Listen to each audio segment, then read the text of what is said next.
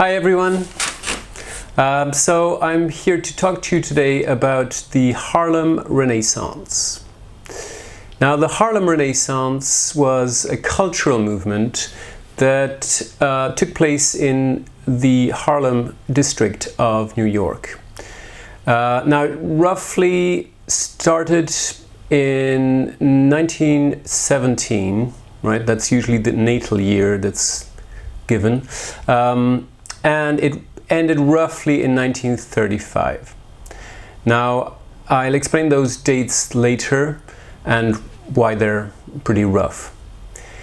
The movement originated in the movement of people from the south to the north of America, right? So this migration, this movement of people is known as the Great Migration, and so you could say that the whole movement started with the Great Migration and ended with the Great Depression, right?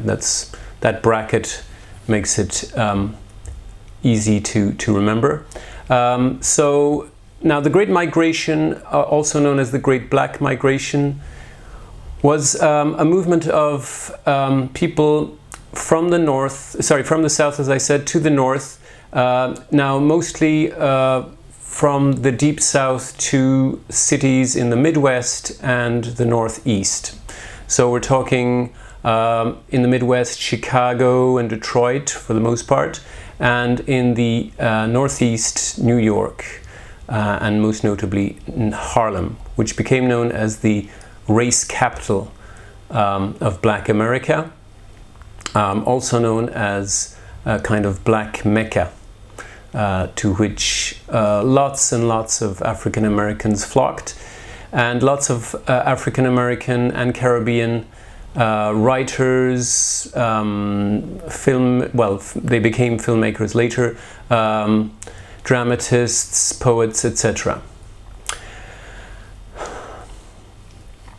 So now the reasons for this phenomenon are varied. Now, the main reason that's cited usually is that African Americans flocked to the north around World War I, because World War I created a kind of a work shortage, a labor shortage in factories. And after the First World War, there was also a sort of manufacturing boom that created lots of new jobs. So, as often, war, is a terrible thing, but it also creates some opportunities. It often has forwarded the feminist movement, given more room for women's rights, and so this is also the case for African Americans. So they came to the north and were able to work in factories. The pay was twice as good as in the south. You also had in the south a loss of manufacturing jobs in the cotton industry and the tobacco industry. These industries were becoming mechanized, so there wasn't the same need for hands, as they were called. There was also a lot of racism in the South, and this increased in the 1890s. And the KKK became extremely active in that decade, and also after the First World War, and this caused a lot of people to flee the South. Lynchings increased, and segregation intensified. Now there wasn't the same segregation in the North. There was racism, and there were riots as well, but not to the same extent. So African Americans were able to find work much easier than before in the North. Now, this being said, the jobs they had were usually dead-end jobs. They were jobs in the catering industry, the hotel industry. So they worked as porters, bellhops, elevator operators, servants, janitors, also in the clothing industry as garment workers.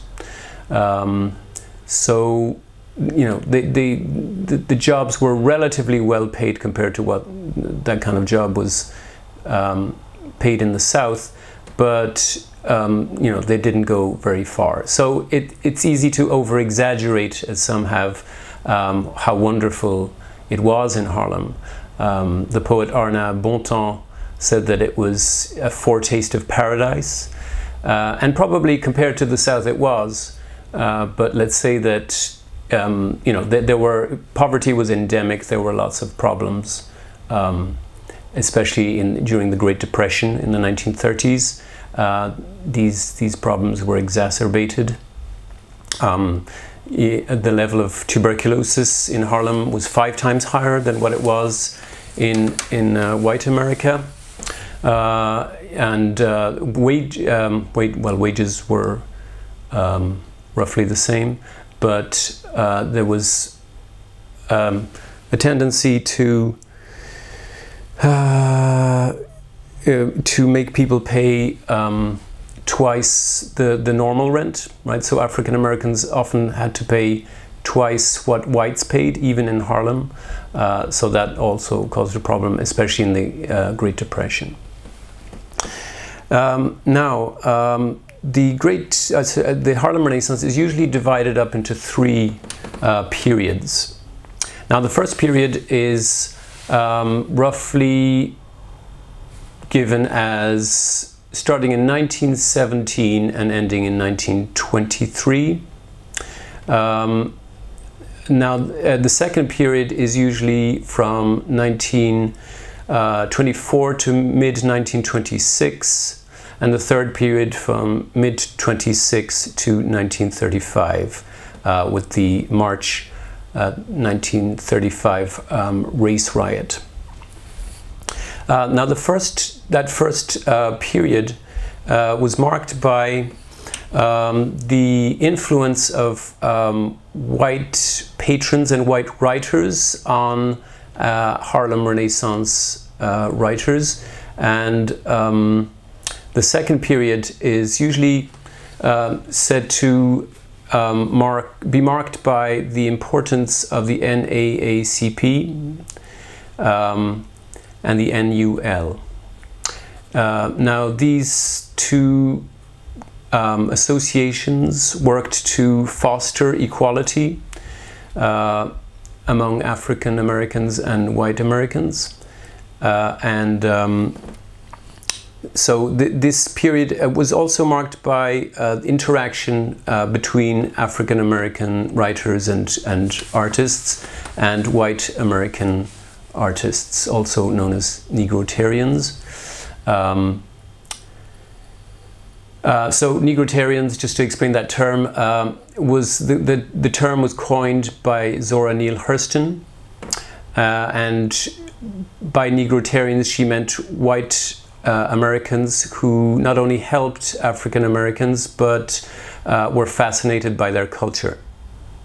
So, for example, people who went to the Cotton Club and all the spectators were white. It was a segregated nightclub. You could call those Negrotarians because they were fascinated. Most of them were fascinated by jazz and African American culture. Now the third period that I mentioned, now these are rough categories, of course, is marked by the emergence of African American writers more or less freed from European or white American influence. So you could say it's in some ways the heyday, though, you know, very important works by African Americans appeared before that third period, of course. and some major works like Zora Neale Hurston's Their Eyes Were Watching God did appear after that 1935 cutoff period. In 1937, and this is usually known as, this is the major Harlem Renaissance classic. There were lots of other novels, but this is the one that everyone remembers. So that's to situate it historically. Now, in cultural terms, the Harlem Renaissance was a period in which African Americans came of age, right, to use Weldon Johnson's phrase. Now, by this, he said it was a spiritual coming of age, and I don't know about spiritual, but certainly a cultural coming of age, in that culture became the thing to which everyone aspired, right? It was a kind of cultural festival, you could say, that lasted 2 decades in some ways. And so you have artists who wanted to not just celebrate Negro experience, right? I use this term Negro in a very neutral way, as it was used up to the 1960s. African Americans used this term of themselves, and just as Martin Luther King did in the 1960s in his I Have a Dream speech and other speeches. So it's a celebration of black experience, but also an attempt to establish both intellectual and cultural parity with white culture. So a lot of the intellectuals like W.E.B. DuBois, right, that's the French Dubois, but pronounced in America as DuBois, and Alan Locke, and these two intellectuals, most of the intellectuals in the Harlem Renaissance had been to establishments like Columbia and Harvard University. They sought to prove to white audiences that African Americans were equal in every way. And they argued that to achieve civil rights, such as the voting rights, which they should have had in 1865 after the American Civil War, but didn't get. To achieve those rights, they had to first prove to white audiences that they were intellectually and spiritually and culturally equal.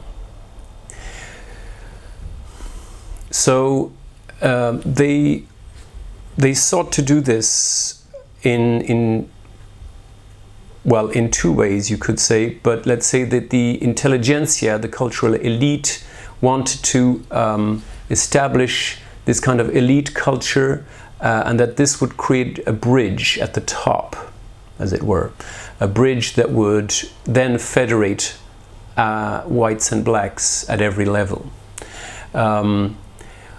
Now, the second way of achieving this cultural parity was more popular. So now the elite artists like W.E. DuBois and Alain Locke, they felt that the only way to do this was to use the forms of high culture. Now, the forms of high culture being European forms in poetry, say, so the sonnet and other fixed forms like that. And W.E.B. DuBois, in his essay called The Talented Tenth, an essay published in 1903, he argued that this talented tenth, in other words, a tenth of African Americans. So he estimated that roughly 1/10 of African Americans were a cultural elite, and had to represent their race, as it were. Now he called this set of artists the talented 10th.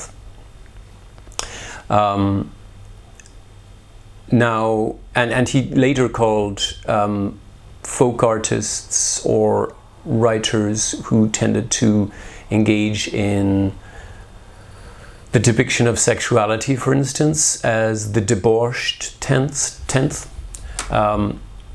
The poet Claude Mckay, who was originally from the Caribbean, who moved to Harlem during the Harlem Renaissance, he said that after reading Harlem Shadows and Home to Harlem, these collections of poems by Claude Mckay, that he felt a distinct need to take a bath. Right? He felt dirtied by subject matter which he felt was taboo and slightly filthy. Right? So he had a slightly puritanical take on culture. So he and those talented 10th writers, they felt that you should, discuss genteel matters, bourgeois subjects that would shock no one, that would just inspire, a sense of beauty and depth, but not challenge any